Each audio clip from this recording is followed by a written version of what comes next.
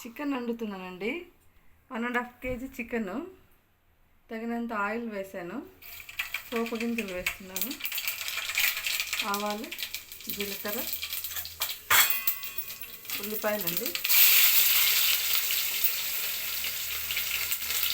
ఉల్లిపాయలు,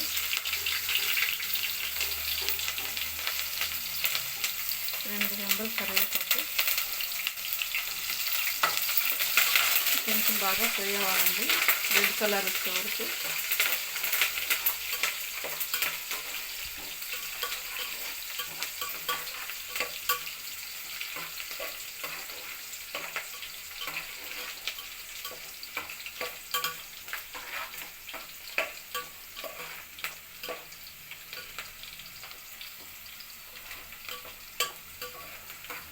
కొంచెం ఫ్రై అయిన తర్వాత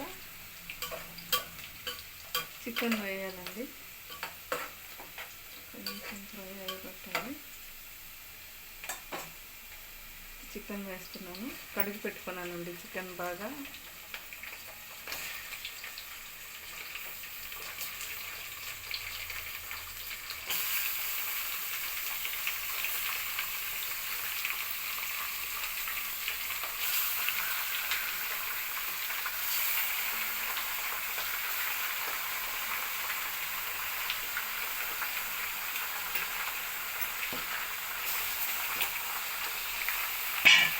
కలపాలండి.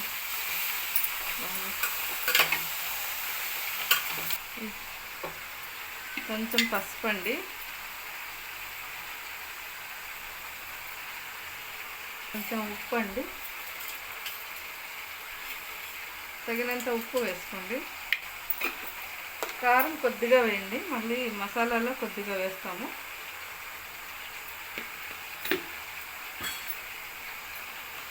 ఇది బాగా కలపాలండి.